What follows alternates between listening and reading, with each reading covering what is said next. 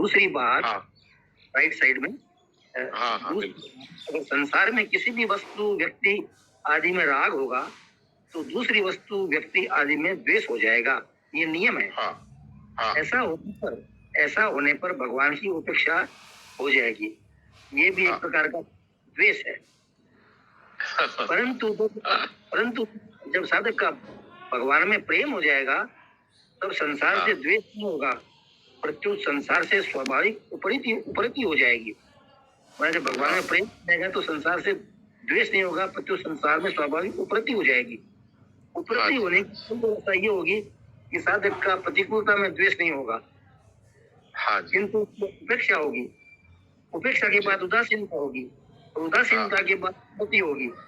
ये थोड़ा सा मतलब स्थिति में राग द्वेष सर्वथा मिट जाते हैं। इस क्रम में, ये क्रम जो बताया है, इस क्रम में अगर सूक्ष्मता से देखा जाए तो उपेक्षा में राग द्वेष के संस्कार रहते हैं, उदासीनता में राग द्वेष की सत्ता रहती है, और उपरति में राग द्वेष के न संस्कार रहते हैं न सत्ता रहती है, किंतु राग द्वेष का अभाव हो जाता है। इस पैरा को आप अपने शब्दों में एक्सप्लेन कर दीजिए तो समझ में आ जाएगा। प्रणाम। हाँ, ये बहुत सूक्ष्म बात है, लेकिन ये समझने में इतनी कठिन नहीं है। ये ये महाराज जी ये बात समझा रहे हैं कि अब जैसे मान लीजिए कि हम दो व्यक्तियों का चरित्र की कोई बात कह रहे हैं, तो हम एक व्यक्ति को बहुत अच्छा मानते हैं, तो दूसरा है उसको हम उससे कमजोर मानेंगे, तो ये एक प्रकार का एक द्वेष जैसा ही हो गया। तो अब इसमें जो भगवान में प्रेम करता है वो फिर संसार में द्वेष नहीं करेगा।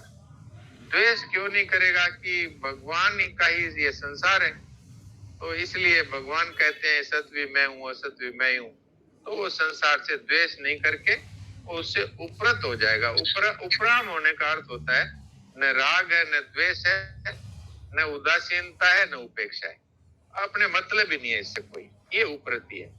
अब जहां पर उपेक्षा बताई, वहां पर जैसे हम कोई व्यक्ति है वो मान लीजिए कुछ गलत कार्य कर रहा है, तो हम उस तरफ ध्यान नहीं देते, उसकी उपेक्षा कर देते हैं, भाई हमें इससे क्या लेना देना। तो एक प्रकार से उसकी जो सत्ता है वो तो हमारे दिमाग में रही ना, कि भाई ये आदमी सही नहीं कर रहा है, तो सही नहीं कर रहा है इस तरह से हमने उसको एक प्रकार से सत्ता दी, हालांकि उसकी उपेक्षा कर दी। लेकिन फिर अगर हमारा मन में ये आ जाए कि हमें इससे क्या लेना देना, तो उदासीनता हो गई। और उपरति कहते हैं जिसमें सर्वथा संसार का एक प्रकार से कोई सत्ता रहती ही नहीं। अब क्या है कि चाहे वो अच्छा हो चाहे बुरा हो, वो वास्तव में असत भाव विद्यते, इस स्थिति में चला जाता है। तो उसको कहते हैं परमहंस अवस्था।